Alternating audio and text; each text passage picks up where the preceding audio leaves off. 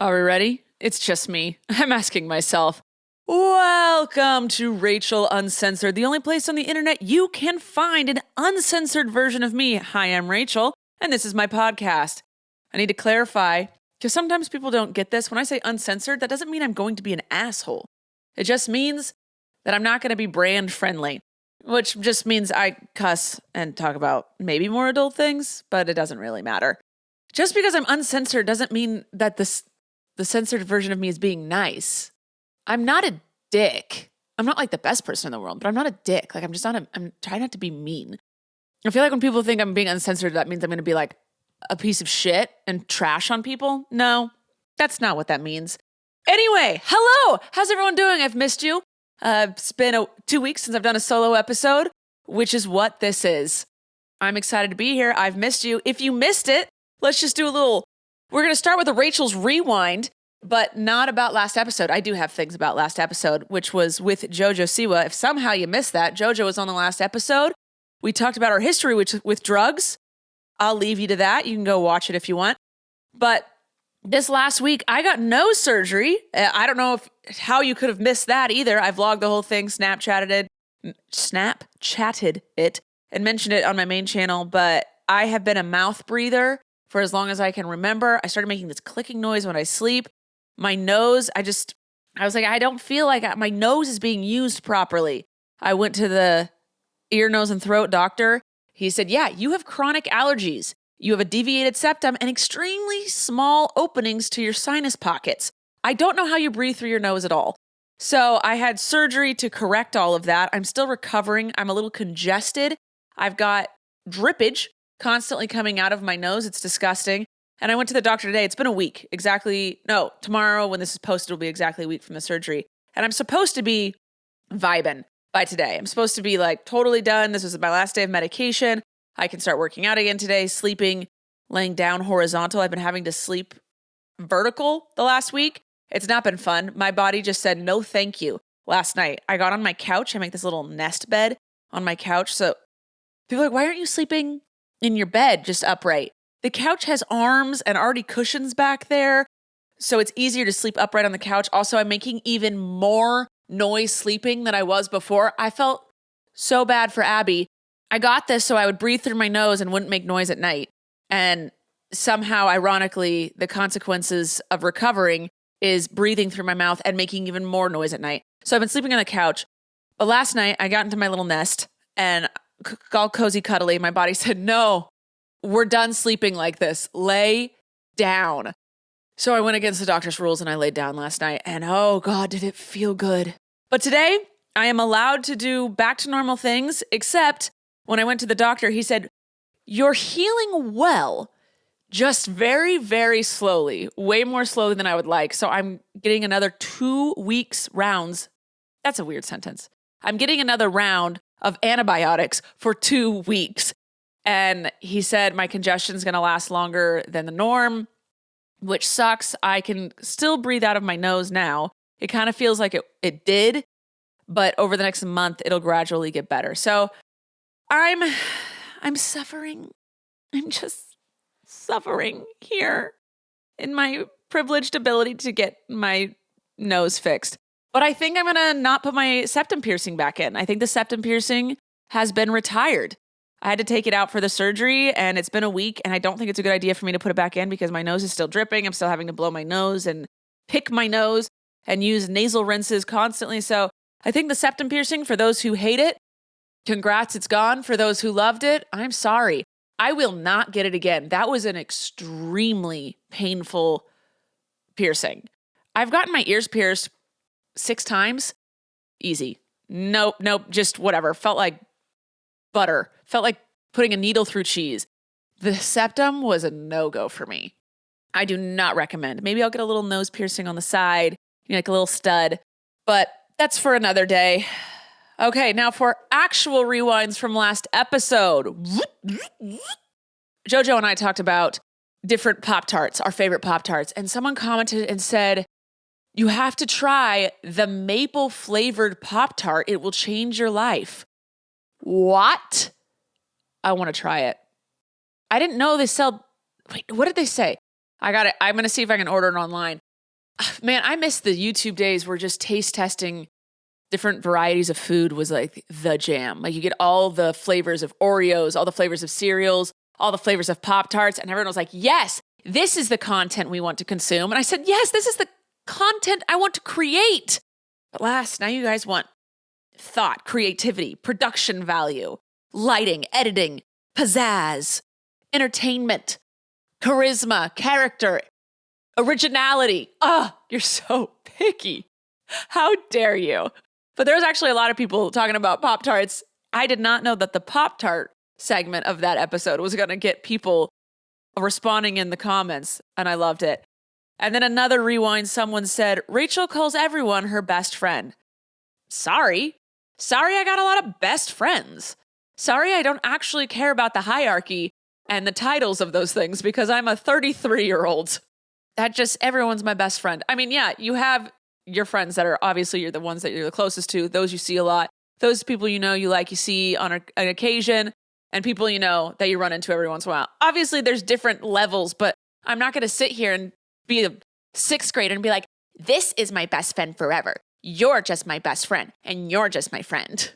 Everyone's my best friend. If you love me, I love you. The end. It's not that deep, y'all. And then we have question of the day. I saw this and I pondered it. And I thought it was a good question, and I appreciated the person asking it. This was on my last video.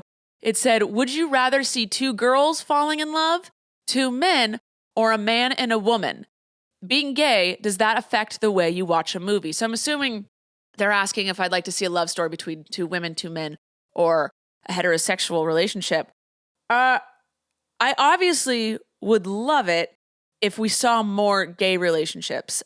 I always knew that representation mattered, that seeing someone like you on screen was important, but I never fully understood it and felt it until I came out and, then I was like, oh, seeing gay people, like, I wish I had seen more representation when growing up. I would have realized, I think, you never actually know, I think I would have realized my sexuality earlier if I'd seen more examples of it. I think that's what the meanies who hate the gays are scared, that if we show people what gay is, they're going to become gay. Here's the thing. They're going to be gay regardless. It's just how long it takes them to figure it out and how miserable they're going to be along the way. And it makes it more complicated to come out later and figure yourself out later. So, because you might be married, you might already have kids. So it doesn't make you gay. It just might make your realization a little quicker, a little easier. So I would love to see more gay relationships on screen. I think it makes me more excited to see the movie if I know it's about a gay couple. I obviously rather see women representation again. I would like to see my own kind on the screen. But I have noticed, because it's so few and far in between that happens, it's rare to see that. I'm more hopeful and a little more critical when I do see it, because I've seen a billion heterosexual couples on screen that it's just another bleh to me. I don't have any feeling towards it. But when it's a gay couple, I'm like really rooting for it. So if it's not blowing my mind, I'm going to be a little let down, but that's not its fault. The more it's out there, the more common it's going to be, the less critical, the less excitement there will be, and it'll just be part of the norm. And that's really the goal. So I think I'd rather see two women. Love seeing two men. I feel like the two men on screen have been on a little bit longer and more common because it's usually funnier for the Hollywood. It's like, haha, two sassy gay men. Let's make them go shopping and do their nails. But I do think it does affect the way I watch the movies. I watch them through a different lens, and I want them to be good. I really want them to succeed, and I'm rooting for them. And I think people have a really hard time writing that because there is so much pressure on it. Because you're not going to get it right, because every couple is different. Every relationship is different. Every way people meet is different. And you don't want it to be toxic because you want to give it a positive life. But every relationship has a little toxicity in it. So when that happens, as a gay person, you're like, no, don't show that part. Make it all a fairy tale. It's interesting. And you asking that is definitely going to make me think about it next time I watch a movie with a gay couple or a lesbian couple in it, and see my feelings on it. And if I'm being too harsh, because it's been hard to find a gay love story that I didn't, pick apart, because I want it to succeed. I want it to be so good. And I that's a problem on my part. All right. And then we have a what pisses me off. Let's move on. We're in my book. I don't even know what section I'm on now. I've been filming these a little out of order because I've had guests. Oh, this one, number 50. Oh, I don't know. Yeah, because we did 49 with JoJo. This one, number 50, no longer exists. And that is how dated and old this book is. It's number 50. You know what pisses me off? Assistive touch on iPhones. I don't know if y'all remember this or if you were old enough to experience this. Assistive touch on iPhones used to be this translucent little button that would float around your screen that you could touch, and it would kind of be like a slide down menu bar type of thing, but it always got in the way. I hated it. I always had to disable it on my phone. It was the worst. It was so bad that they got rid of it, but it was there for a few years. But it reads, iPhones have this little white circle thing that sits on the screen. And when you touch it, different options pop up on the screen. But the thing is, no one uses this or invited it to be on the screen. I have turned this thing off maybe 784 times, and somehow it always finds its way back onto my screen. And when I'm trying to take a selfie, its witchcraft always manages to put itself right over the button you press to take the photo. So when I try to capture my beauty, I get an option to go to another app. Screw yourself, assistive touch. Yeah. That one's valid, y'all. That one's valid. I love that my anger towards it was so valid that it no longer exists on phones. I remembered that. You'd go up to take a selfie and you'd go to press the button and it would just poof, right there, right in front of the button. So the thing would pop up and be like, here are your options for your phone. No, the option should be smile or make a model face. There should be no options for anything else while I'm trying to take this selfie, you butthead. All right. I digress. It is time to move on to the chunk of this episode. But before I do, I need to go yell at Snoop because he keeps barking at the cat next door and I need to go put him inside the house. And then also check to see if we have a sponsor for today. Sponsor!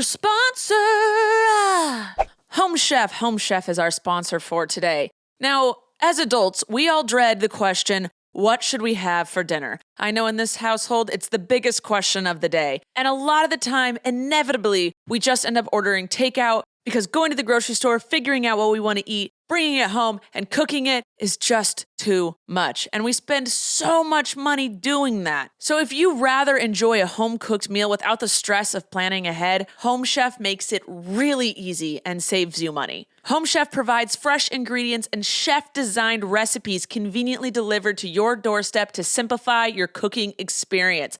I'm telling you guys, this food is delicious and extremely easy to make. I made our favorite this last week was the gnocchi. Abby rated it a 9 out of 10. And if you know her, that is a true compliment to the chef that created this. Whether you prefer classic meal kits with pre-portioned ingredients and easy instructions, speedy recipes ready in less than 30 minutes, oven-ready kits with pre-chopped ingredients, or quick microwave meals that assemble in minutes, Home Chef has you and the entire family covered for delicious meals without the hassle. They have over 30 options a week and serve a variety of dietary needs, so you don't have to worry about what to make ahead of time. Not only is it convenient, but it's economical too. Home Chef customers save an average of $86 per month on groceries. For a limited time, Home Chef is offering my listeners 18 free meals plus free dessert for life. And of course, free shipping on your first box. Go to homechef.com/Rachel. That's homechef.com/Rachel for 18 free meals and free desserts for life. You heard that right. Homechef.com/Rachel. You must be an active subscriber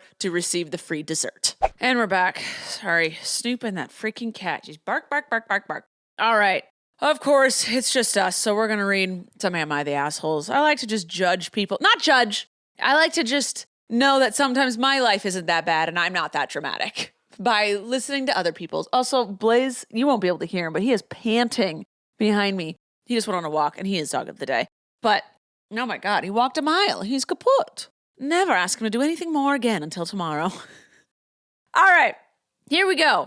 Am I the asshole for asking an old woman not to pick our lavender as she walks past our house?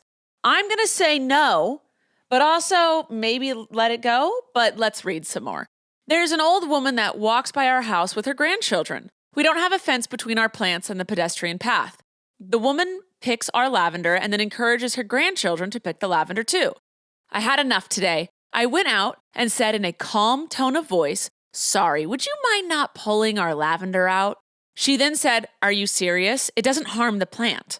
I replied, "That's all well and good, but well, it's just disrespectful as it's our property." She then said, "Well, I have some advice for you. If you had cut it back last year, it would have grown better. You haven't done that, and it hasn't grown well at all."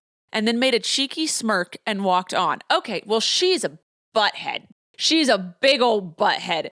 No, that's a little bit buttheadish in my opinion. Let's read some more. I was sort of flummoxed. Oh, that's a fun word. Flummoxed. At the reply and closed the door. I have social anxiety and don't like confrontation. I wish I had said more, which makes me angry that she feels she has the right to do that. She may be right in that it doesn't harm the plant, but it's just the principle of it. And I can't get over her rude reply about how we aren't growing it correctly. Can hardly focus on my work. I'm just pacing around about with irritation. Edit. I'll add that it took 1.5 years of this happening a few times a week to get to the point where I said something. If it bugs, it's your property. 100% your property. You could say, "Hey, please don't." If it comes over the property line, cut it back, and people are going to mess with things over the property line. She has no right to pick your stuff. I personally, if she were picking it so much where I noticed like the plant was going bare, I would have said something, but it's your plant. You can say what you want. And you were very, very nice about it. So her condescending remark, listen, I have learned this. I witnessed this. Adults, especially older people, when they get scolded or in trouble, they don't know how to handle it. Like kids automatically go, "Oh, and then they either like start making excuses or apologize. But asshole people try to belittle you. I witnessed this. Abby and I were on a tram bus from a hotel to the airport, vice versa. I don't remember. It doesn't matter. And this guy, Snoop, hold on. Sorry, I doubt you guys could hear that, but he was starting to bark at that freaking neighbor cat again. I had to lock him in his crate. Anyway, I am all kerfluffled now.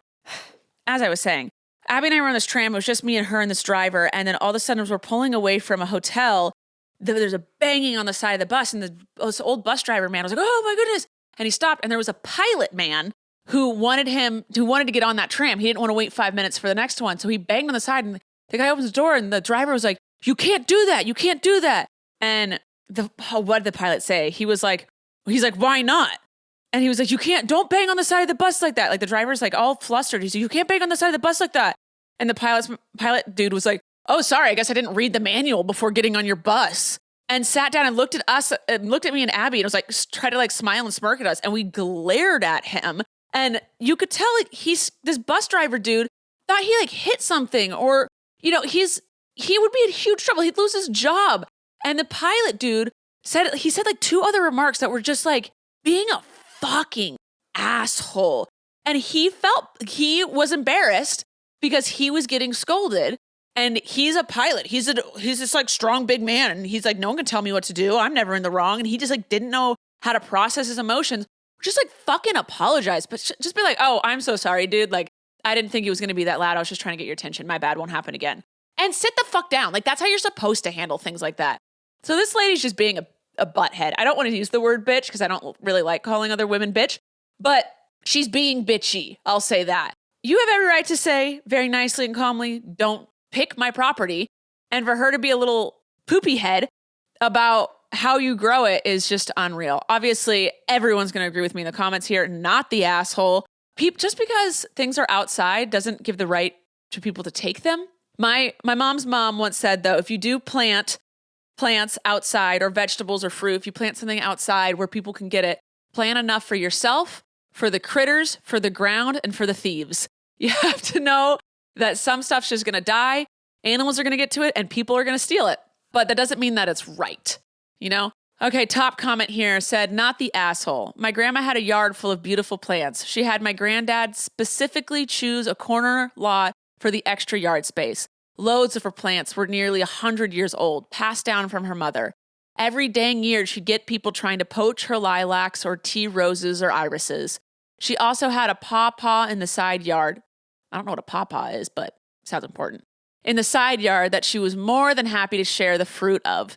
It's good for about 5 minutes before it starts to rot. So when it comes in, you got to harvest the whole tree and eat it fast. but she was not happy to go out there and find it picked bare without her permission. Yeah, that's because that's theft. That's stealing. She tried signs, she tried talking, it never worked. So she finally gave up and started hosing people down. She just blasts them with the hose when they'd freak out. She just sprayed them again. She said some people were too thoughtless and rude to reason with, so treat them like the pests they were. Dude, grandma's a legend. I love that. Someone said tips, you can buy motion activated sprinklers now. I absolutely love that. Yeah, I'm going to say not the asshole by any means, especially since you were so polite. I think you sound like a really good person, and that's why you're so worked up about this. I promise she hasn't given it a second thought, and if she has, she's super embarrassed. I would spray her down. I'd spray her down. She crossed the line, and I'm sorry. I'm sorry she's ruined your mood by being a butthead. You were very calm, and you clearly thought about how you were going to approach this. You did it reasonably, maturely, and like an adult, and you were met with an adult toddler, which is just never fun. I'm sorry. People suck. We have fruit trees where you can get to them from the street, but we are specifically planting pokey, non-inviting plants in front of them so people can't get to them. But if they do, we just have to like kind of accept that because that's part of it. I've had neighbors in my old neighborhood who had huge lemon trees in their front that just gave so much citrus, constantly having lemons. And they'd give them to anyone that asked. They'd pick them. They'd put signs out in front, say, box of free lemons, take them. But when they'd wake up at 3 a.m., finding people in their trees trying to harvest all the lemons so they could sell them at the farmer's market or something or do something else with them, they'd get pissed off because like people were then stealing the lemons. Consent makes it a gift versus theft. Consent. I feel like that's a really hard thing for people to still understand in 2024. If someone has a bunch of extra lemons and they give them to you, that is different than you seeing a bunch of extra lemons and just taking them without asking. It's crazy that we are still trying to figure out what consent is. Figure it out, people. It's not that hard. All right, moving on. Am I the asshole today?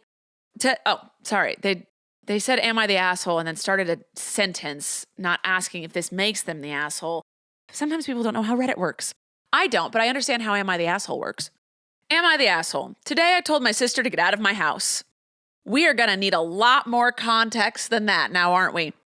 My sister has been living with us for the past 4 years, on and off, paying some towards bills.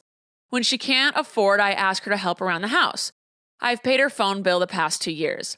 I also am the only one putting money towards groceries. Sounds like your sister's a moocher. And maybe you enable a little bit. The past several months, she hasn't paid anything towards bills, claiming she's worried about herself, not that she can't afford it. But now she refuses to help out around the house when I ask for small tasks, like when you're home, can you let my dogs out once or twice when I'm not? And can you take out the trash when you see it's full? Nothing too crazy. So you mean being a normal roommate? You're asking her to do normal roommate duties, even if you do pay for some of the bills? Like, even if you and your roommate are both 50-50 on the rent and the trash is full and you see the trash is full, you take out the fucking trash. Yeah, you don't have to do your roommate's dogs, but if it's your sibling's dogs, you do. Your sister's a moocher, and you're letting her be one. Today, I went to check on my dogs via my pet camera and overheard her calling myself a whole bunch of hateful names on the phone with someone. It really hurt my feelings because since she was 18, I have been the only family member willing to help her out. Our mother didn't want her after she turned 18. I lost my temper and told her I've tried so hard to make sure she has a roof above her head, even giving her one of our cars so she had a vehicle. To which she responded, "You've never taken care of me. I've always been the only one taking care of myself." Oh, she lives in a delusional little world inside of her head, doesn't she? In the heat of things, I told her, fine, then pack your stuff and get out of my house. Since I don't do anything for you, then you can figure out what life is without me. Now I feel like I might be the asshole. So am I the asshole? No. This is standing your ground, standing up for yourself, setting a boundary on yourself, not letting people tear you down and take things from you and walk all over you. Congratulations. You stood up for yourself and I am proud of you. I hate that it took this long and I hate that it took to get to this point, but sometimes it has to happen. Top comment, not the asshole. Your sister is 22 years old and she needs to grow up sometimes. She's been freeloading off of you for 4 years. She can't live her life with like a perpetual teenager forever. It's time for her to put whatever life skills she has to the test and learn some quickly, especially if she thinks to disparage someone who has provided for her for 4 years. Actions have consequences. Yeah, everyone's just saying not the asshole. Of course you're not. I've known people, there are people who are just takers and there are people who are givers. And if you're a giver, you have to set boundaries for yourself because you will end up enabling and you will end up getting walked all over. And it's partly your fault. I know you come from a good place, but you have to realize when you need to say no and when you're being taken advantage of, and you have to set boundaries for yourself. And there's people who are takers. And if you know you're a taker, don't be a dick. People that are just takers, I don't like them. I've known someone who's like, oh, I don't give it all. I'm just a taker. And they were proud of it. And they always had excuses for everything. They always they couch surfed. They always played the victim. They were like, I just don't like working. I refuse to work. And they just wouldn't work and then would complain that they didn't have any money, or they complained that someone didn't want to help them out. It's the grossest kind of person to me. Someone with no work ethic is disgusting. Now, listen, I think corporate America is bullshit. I think how much we have to work and how little play we get is crazy. Don't work yourself to the bone, but you do something for society. Do something. You don't have to be making money, but if you're putting something into the world, like stay-at-home moms, they don't really bring home money, but they save a lot of money, but also they're doing so much. They're taking care of the house. They're taking care of the kids or the animals. They're doing things. They're adding goodness to society and the world. So you don't have to be making money, but if you're just a taker who's like lazy and doesn't do anything, gross. Yeah, not the asshole. If you don't make her grow up and take responsibility for herself, she never will. Yep. It's been 4 years and she's made no progress on becoming independent. Not the asshole. That's just what happens with life. That's what happens with life. All right, let's move on with the next one. Am I the asshole for telling my bully, you're not even half as beautiful as your friend? You're probably not an asshole, but it probably wasn't the nicest thing to say. Let's read it. This girl, Clara, 18-year-old female, has been bullying me, an 18-year-old male, ever since she saw me using my dad's old iPhone 5. Oh, wow. People really are just bored. At first, she was just calling me poor, but she has since progressed to calling me ugly. Eventually, I had enough. Why is that no one, I came from, I'm realizing my school is like a little more chill than everyone else's, and we didn't have like really big bullies, at least that I'm aware of, but like calling people poor, we never made fun. I guess I was one of the poorer kids. Like I wasn't poor. I was lower middle class, but I went to school with a lot of wealthier, rich kids. I grew up in Santa Barbara. They're everywhere. But no one ever made fun of me or anyone else for the lack of money them or their parents had. Like that just wasn't a thing. In fact, it was like, hey, we all want to go to lunch. If you can't pay, that's cool. Like I got some extra money. Like that's the kind of community I grew up in, which I'm very privileged, very blessed. But calling how is that a fucking insult when you're a teenager? You can't have money. Like you can work a part-time job while you're going to school full-time. It's not your fault your parents don't have money. And also that's not an insult. I'll never get that. So anyway, this chick sounds like she's got her own issues and she's taking them out on you. Let's read more. One day when she was calling me ugly again and her best friend, 18-year-old female Kate, was standing next to her, I told Clara, you're not even half as beautiful as your friend and you call me ugly? Not nice, but funny. I made that comparison because objectively speaking, she's beautiful. Calling her ugly wouldn't have worked. It would have bounced off of her, but comparing her to her friend did work. She glared at me. Kate giggled, and then Clara glared at her and told her to shut up. My friend said it was underhanded and I shouldn't have aggravated her and escalated things. That was actually genius because, yeah, that works. That definitely works because she can't be mad. She can't complain to her friend, be like, I can't believe he said that you're prettier than me. So you got her in a pickle where she's insecure, but she can't complain about it. I have to say, well done on the master manipulation. Please only use it for good and not evil. For the love of God, it sounds like you understand things though. And sorry that she's being a bully in your life. Again, please use your powers for good, not evil. Understand them. Don't use them to ruin a good girl that you can manipulate into dating you. Please be nice. And that goes for everyone out there. Someone says, not the asshole. It's actually the perfect thrust. You were being bullied with words. You have the right to defend yourself with words. The fact is, the ugliest one in the group will always have inferiority issues with the cutest one in the group. You hit the one thing that probably bugs this girl the most. Bravo. If she comes at you again, tell her the only reason her group keeps her around is because they all look better by comparison. That ought to really hit home. Then if she says anything, tell her that's how you feel when you bully me for nothing. Don't start mess. Won't be mess. Oh, yeah. Everyone in this is just saying, not the asshole, and like just blown away by the geniusness. Yeah, sorry about the bullies. I still can't believe in 2024, we still have bullies. What is wrong with people? All right, my camera's going to overheat, so I'm going to switch the batteries real quick, and we'll be back with some more. Zocdoc. Zocdoc is our sponsor for today. There are some things in life where it's okay if it ends up being a total crapshoot. Like when you try a type of new vegan milk and it ends up ruining your coffee. When you make an impulse buy on an Instagram ad and the product just comes broken. Or you try a new workout class and you end up hating the instructor. But finding the right doctor should never end up being a crapshoot. And with Zocdoc, it never is because you've got more options than you know. Zocdoc is a free app and website where you can search and compare high-quality in-network doctors, choose the right one for your needs, and click to instantly book an appointment. We're talking about in-network appointments with more than 100,000 healthcare providers across every specialty, from mental health to dental health, eye care to skin care, and much more. Plus, Zocdoc appointments happen fast, typically within just 24 to 72 hours of booking. You can even score some same-day appointments. So stop putting off those doctor's appointments and go to Zocdoc.com/Rachel to find and instantly book a top-rated doctor today. That's ZocDoc.com/Rachel. Zocdoc.com/Rachel. And we are back. All right, we'll just do a couple more of these and then get on with life. Shall we? We shall. Okay. This one says poo mode activated, which I'm assuming that means that they are the asshole. I don't quite know. So I'm intrigued by this one. It's a little long, so this might be the last one. Bear with me. Am I the asshole for not lying about / covering up my pregnancy experience to appease my sister's conservative boyfriend?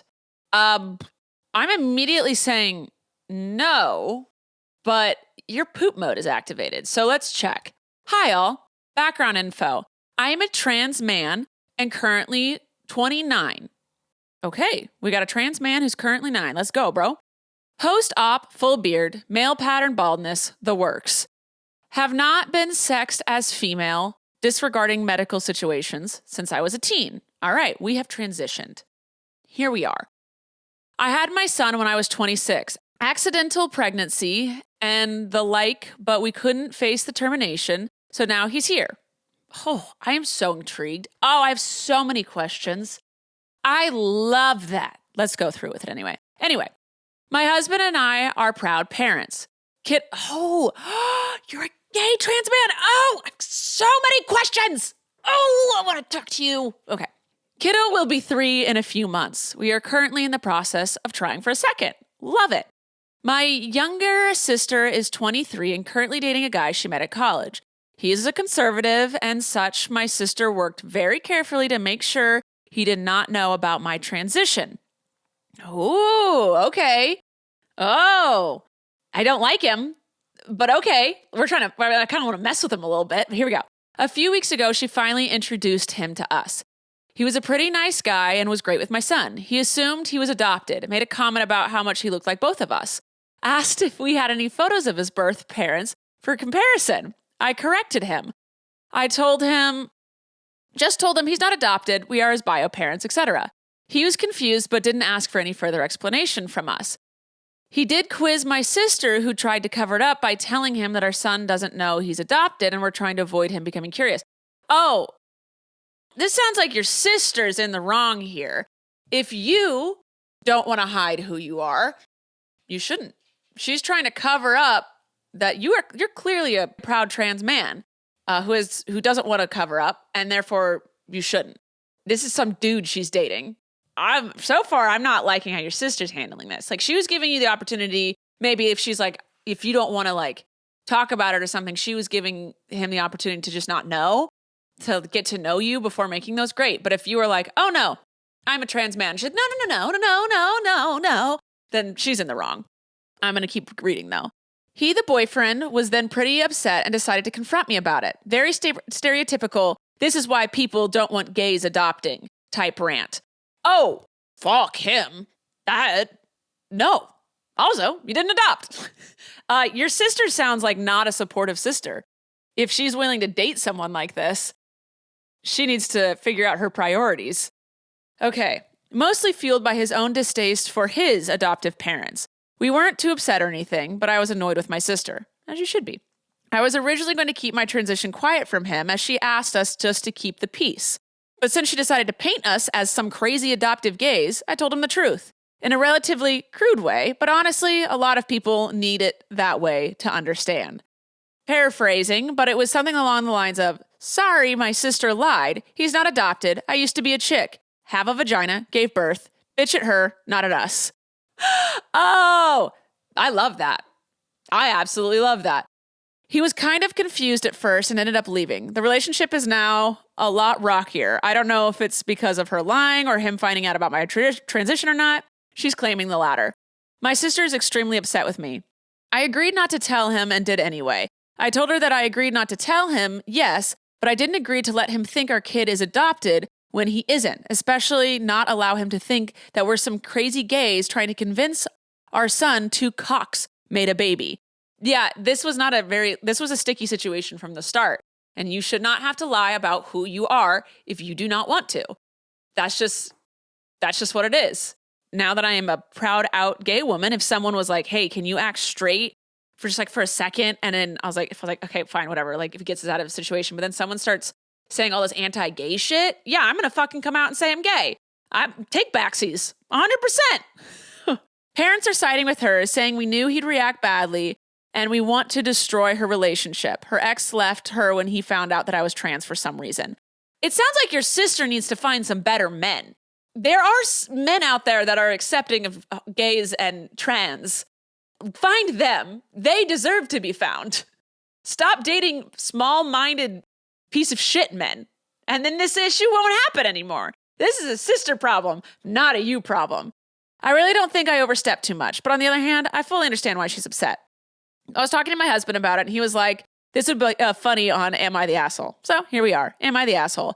I don't know why the poop mode was activated. Maybe it's that because the person in it's really poopy, because everyone's saying, oh no, this top comment. Oh no, you destroyed your sister's relationship with a bigot. No, not a conservative, a bigot. Because she favored the bigot and or being in a relationship, even if it means being with a bigot and or being in a relationship with the bigot over you. Oh no, how could you? Look, if your sister wanted to lie to her boyfriend, she had better be ready to have better lies for his questions. Even if she wants to date bigots, she has to come to terms with it will clash with her relationship with you. Not that she cares, obs. And your parents, not caring at all that you had to face an anti-gay adoption rant followed by an anti-trans blowout. What about your sister's relationship?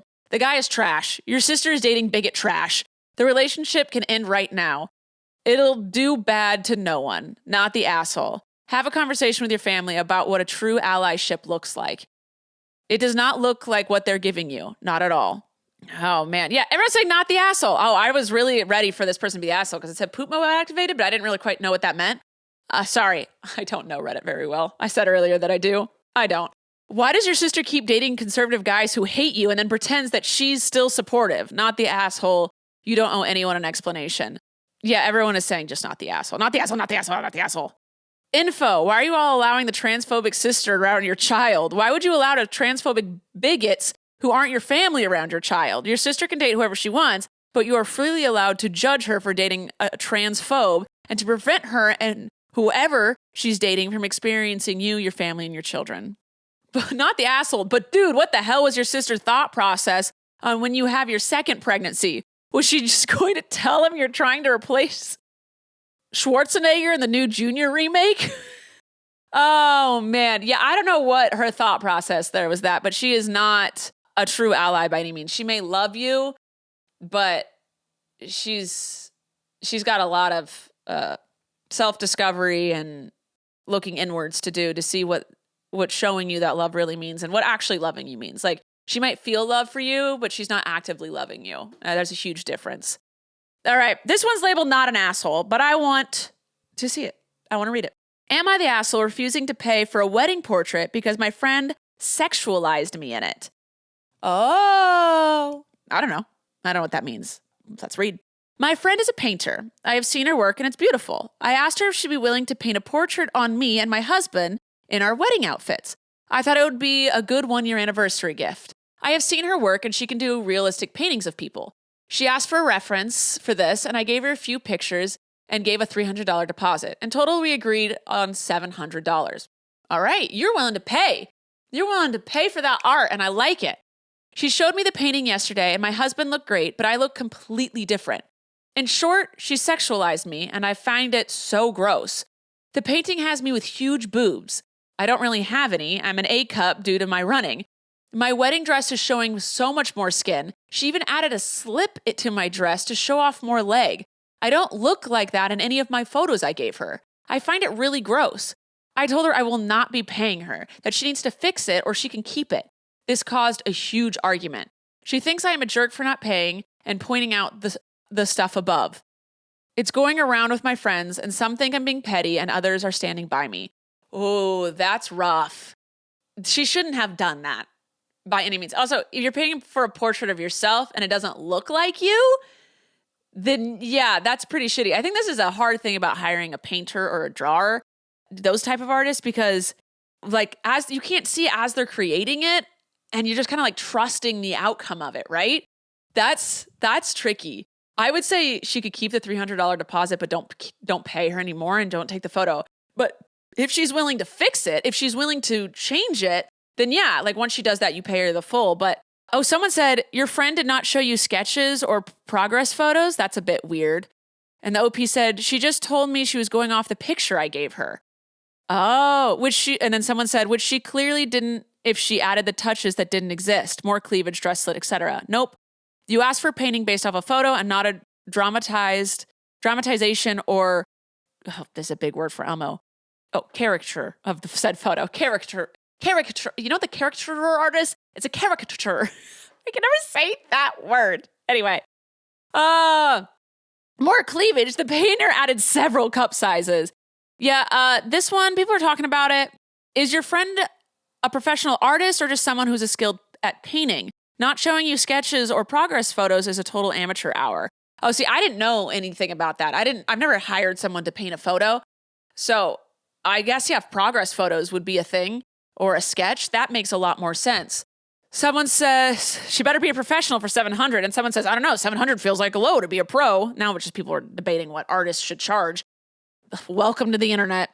You should show your other friends the reference photo and then the end result. And that she said she would be using that photo. Oh yeah, so they would get it.